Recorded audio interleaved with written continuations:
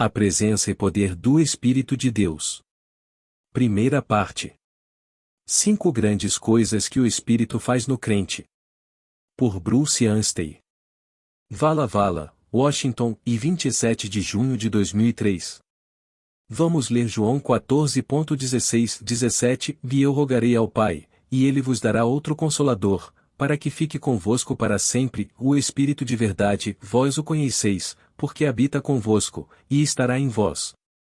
Gostaria de falar sobre a presença e o poder do Espírito de Deus, e como esse grande recurso, de termos uma pessoa divina habitando dentro de nós, é capaz e está disposto a nos ajudar em nosso caminho cristão. Temos sido abençoados com muitas provisões maravilhosas de Deus para nos ajudar em nosso caminho por este mundo. A segunda epístola de Pedro 1.3 diz que ele nos deu tudo o que diz respeito à vida e piedade. Porém o maior de todos esses é o dom da habitação permanente do Espírito em nós. Quando o Senhor Jesus estava prestes a voltar ao céu, ele anunciou aos seus discípulos que a vinda do Espírito de Deus, como o Consolador, seria conhecida de 2 maneiras. Ele habitaria ou com ou eles. Ele estaria ou neles. Estas são as 2 maneiras pelas quais o Espírito reside na terra hoje. Quero falar particularmente sobre esta última e a presença do Espírito no crente e mostrar como ele é capaz e está disposto a nos ajudar em nosso caminho para o céu.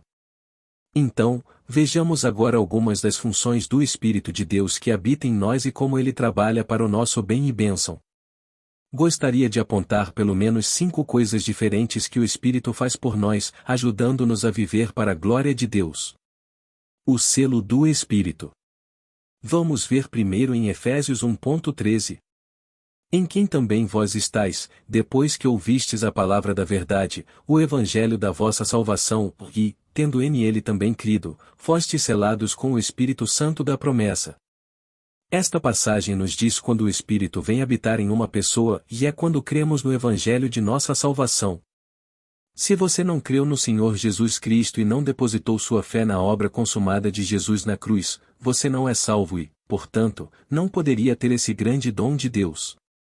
No entanto, assim que uma pessoa crê no evangelho de sua salvação, o Espírito de Deus entra para selar essa pessoa e habitar nela a partir daquele momento. Existem muitas ideias confusas sobre como o Espírito de Deus é recebido. Algumas pessoas acreditam que devem se reunir e orar, chorar e pedir a Deus que lhes dê o seu Espírito. Alguns cantam repetidas vezes, Senhor, dá-me o Espírito, dá-me o Espírito. Elas frequentemente se esforçam até alcançar um incontrolável frenesi, pedindo a vinda do Espírito. Mas, posso dizer-lhe que não é assim que o Espírito de Deus é recebido. A Escritura que acabamos de ler estabelece isso para nós e diz que o Espírito é recebido ao crermos no Evangelho de nossa salvação. Receber o Espírito não é algo que devemos suplicar e implorar a Deus. Não. Recebemos o Espírito, como um selo, imediatamente após crermos no Evangelho da graça de Deus, e somos habitados por ele a partir desse momento em nossa vida. Aqui encontramos a primeira grande função do Espírito de Deus. Tendo vindo habitar no crente, o Espírito coloca o selo de Deus sobre ele como pertencendo a Cristo. O selo do Espírito é o meio pelo qual o crente recebe a certeza de sua salvação, tendo nele também crido, fostes selados com o Espírito Santo da promessa. Esta, eu digo, é a primeira obra que o Espírito de Deus faz no crente e para dar-lhe a certeza de que é salvo. Novamente, confio que todos nós aqui ouvimos e cremos no Evangelho. Eu espero que você saiba que Jesus Cristo morreu por você na cruz e que ele levou seus pecados, e que você sabe com certeza que é salvo. Este não é um sentimento caloroso indistinto que o Espírito nos dá, mas um entendimento do fato, estabelecido na alma. A presença residente do Espírito de Deus está em todo cristão. Como mencionado, a habitação do Espírito não ocorre com um enorme estrondo de trovão, ou com alguma experiência sensorial ou outro sentimento, é algo silencioso que ocorre quando, por fé, recebemos o Senhor Jesus como nosso Salvador. O selo do Espírito é como um fazendeiro que vai ao mercado de pecuária e compra algumas cabeças de gado. Ao comprar os animais, ele coloca neles sua marca, seu selo, para mostrar que agora lhes pertencem. A ilustração fica aquém da verdade completa do selo do Espírito, porque os animais não saberiam que tiveram uma mudança de proprietário. Ao crente, por outro lado, é dado esse conhecimento. É verdade que um cristão pode perder a alegria de sua salvação, Salmos 51.12, mas ele não perde o conhecimento de que é salvo. Deixe-me perguntar, você tem em sua alma a certeza abençoada de que pertence ao Senhor Jesus? Você sabe, sem sombra de dúvida, que está seguro para a eternidade por causa do sangue derramado do Senhor Jesus Cristo? Isso acontece quando cremos no Evangelho de nossa salvação e descansamos na obra consumada de Cristo na cruz. Se é assim, então o Espírito de Deus, como convidado divino, passou a residir em sua alma e a dar-lhe a certeza de sua salvação. O penhor do Espírito. Agora vamos olhar para outra coisa, o penhor do Espírito. Efésios 1.14 diz: o qual é o penhor da nossa herança, para a redenção da possessão de Deus, para louvor da sua glória. Esta segunda obra do Espírito de habitar em nós, como o penhor, é nos dar uma antecipação do céu e o gozo da porção que é nossa em Cristo. O selo do Espírito me faz saber que sou sua possessão, mas o penhor do Espírito me faz saber que também tenho possessões. O selo me diz que eu pertenço a ele, mas o penhor me diz que existem coisas que pertencem a mim. Hoje em dia, quando você compra um imóvel, o corretor pede o pagamento da caução em dinheiro, penhor, um adiantamento, que é um pagamento parcial antecipado. Isso mostra que você realmente pretende fazer a compra e não desistirá mais tarde. Portanto, o Espírito de Deus, a nós dado como o penhor, é um sinal de que Deus tem toda a intenção de concluir a transação no tempo combinado. Até que Cristo venha nos levar para casa em glória, o objetivo do Espírito é ocupar-nos com nossa porção em Cristo. Para nos dar a conhecer quão ricamente fomos abençoados, 1 Coríntios 2.12. Ele deseja colocar diante de nós toda a sorte de bênçãos que são nossas em Cristo para que possamos desfrutar de nossa porção antes de chegarmos lá. Que privilégio maravilhoso é ter o Espírito habitando em nós! Ele nos ajuda a desfrutar da terra para onde estamos indo antes de lá chegarmos. Ele toma as coisas de Cristo e nos mostra, enquanto ainda estamos aqui neste mundo, e dando-nos uma amostra do céu, João 16.14. O Sr. H. P. Barker tinha uma bela ilustração dessa obra do Espírito. Ele planejava fazer uma viagem para além do mar e prometeu levar seu filho com ele. Para a diversão do menino a bordo do navio, comprou-lhe uma luneta e não um brinquedo, mas um instrumento apropriado para o uso. Quando a viagem estava quase no fim, houve o rumor de que a terra estava à vista. O Sr. Barker disse que não podia ver nada, mas seu filho com a luneta podia ver as colinas com bastante clareza. Em seguida, ele pôde avistar o contorno das colinas, mas seu filho exclamou: "Pai, eu posso ver casas no porto e as pessoas andando no cais." A luneta lhe dera uma visão mais clara da terra para onde estavam indo. Isso permitiu-lhe ter vislumbres dela antes que lá chegassem. É isso que o Espírito Santo, como o penhor, faz por nós. Ele nos permite desfrutar agora das grandes coisas que constituem nossa porção eterna a nós reservadas no céu, 1 Pedro 1.4. George Cushing também fez uma boa ilustração do penhor do Espírito. Ele contou sobre um fazendeiro que comprou algumas ovelhas no mercado e, trazendo-as para casa, entregou-as ao capataz da fazenda, dizendo-lhe para colocá-las no curral em frente ao celeiro. Então lhe pediu que fosse ao campo e cortasse um pouco de capim e colocasse no curral para que as ovelhas pudessem desfrutar dele. Depois disse: "De manhã, vamos soltá-las nesse campo, para que possam desfrutar dele plenamente." Essa é uma bela ilustração do que o Espírito está fazendo por nós agora. De manhã, quando o Senhor vier, seremos libertados, por assim dizer, para nossa porção em nosso estado glorificado.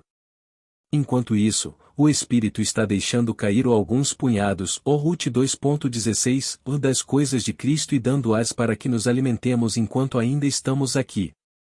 O que sabemos sobre o quão ricamente fomos abençoados? Quanto dessas coisas apreciamos? Acredito que, se realmente nos apoderássemos de algumas dessas coisas, não estaríamos tentando encontrar nossa satisfação e prazer nas coisas deste mundo. A unção do Espírito. Agora vamos ver outra função da habitação do Espírito, já a unção. Em João 2:18, 21, 24, 27 lemos: E vós tendes a unção do Santo, e sabeis tudo. Aqui temos a unção do Espírito de Deus. A ideia da obra do Espírito como uma unção é para dar-nos discernimento para o caminho e poder para caminhar nele. Aqui em 1 João 2, a partir do versículo 18, João está falando com os filhinhos ou os bebês da família. Ele tem muito a lhes dizer, e imagino que seja porque, sendo novos na fé, eles eram mais suscetíveis aos perigos no caminho. Ele lhes diz 3 coisas. Primeiro, que era a última hora e o testemunho cristão estava em ruínas. Ele ressalta que tinham surgido muitos maus mestres que rejeitaram o ensino dos apóstolos e estavam desviando crentes incautos. Quão cuidadoso o crente precisa ser nestes últimos dias! Em segundo lugar, ele diz: o sabeis tudo. Uma vez que eles tinham a unção do Espírito, não precisavam de ninguém para ensiná-los, porque o Espírito que habitava neles lhes daria a conhecer ou discernir entre a verdade e o erro. O fato de o Espírito de Deus ser capaz de nos ensinar a verdade não significa que esses bebês em Cristo conheciam todas as doutrinas do cristianismo. Se fosse assim, Deus os teria estabelecido para serem mestres na Assembleia. Não, eles não conheciam as Escrituras tão bem, e foi por isso que João não lhes disse: provem pela palavra de Deus os mestres que vêm a vocês. Eles ainda não tinham uma descrição sólida da verdade, sendo meros bebês, e não poderiam fazer isso. Mas lhes disse que tinham o Espírito de Deus habitando no coração deles, e como unção, o Espírito lhes daria a capacidade de discernir entre a verdade e o erro quando lhes fossem apresentados. Assim, quando os maus mestres chegassem a eles com suas falsas doutrinas, teriam a capacidade de discernir se isso era certo ou não. Eu tenho visto exemplos desse discernimento em jovens convertidos que foram confrontados com mercadores de má doutrina. As falsas doutrinas não fizeram esses jovens crentes tropeçar. Eles disseram: eu não achei que era correto, e não sei o que poderia ter feito para mostrar-lhes, baseado na Bíblia, que aquilo não era correto, mas tinha a sensação de que aquilo não era de Deus. João enfatiza esse ponto com os novos crentes, lembrando-lhes de que tinham o Espírito de Deus habitando neles, e ele lhes daria a saber se tais coisas eram verdade ou não. Terceiro, ele lhes disse que permanecessem no que desde o princípio ouviram, versículo 24. Depois, ele diz no versículo 27, permanecei nele, ou no Senhor, e pediu que mantivessem comunhão com ele, porque houve muitos jovens, e até mesmo idosos que se desviaram. Não há garantia, apenas porque o Espírito de Deus habita em nós, de que não seremos desviados por aqueles que nos querem seduzir. É preciso haver comunhão diária com o próprio bendito Senhor, o que é resultado de um bom estado de alma. Tampouco devemos olhar para esses versículos e pensar que não precisamos dos dons que Deus deu à Igreja, e isto é, homens levantados pelo Senhor para nos ensinar e nos ajudar no caminho, se Efésios 4:11. Alguns podem dizer: uma vez que tenho o Espírito, tudo o que preciso é das Escrituras, e o Espírito me ensinará. Eu não preciso de livros de ministério. Não preciso daquilo que os homens dizem sobre as Escrituras. Quero avisar a cada um de nós que essa não é uma boa atitude a ser adotada. Se Deus levantou mestres para nos instruir na verdade e nos ajudar no caminho, precisamos nos valer deles. É por isso que vamos às reuniões para ouvir a palavra explanada. Não estou minimizando o poder do Espírito para nos instruir, mas quando Deus nos deu esses dons, seja no ministério escrito, no ministério gravado ou em reuniões presenciais, não deveríamos colocá-los de lado como se não precisássemos deles. Alguns falam dessa forma, mas é para desculpar a própria preguiça. Então, vamos tirar essa ideia da cabeça agora mesmo. Não é isso que o versículo 27 está ensinando. O que o apóstolo está dizendo no versículo 27 é que, quando o erro ou a verdade nos são apresentados, existe em cada crente a capacidade de discernir o que é certo e o que é errado, como resultado do Espírito que nele habita. Isso ocorre porque temos uma percepção em nossa alma, da voz do pastor, e isto é, se estivermos caminhando em comunhão com ele.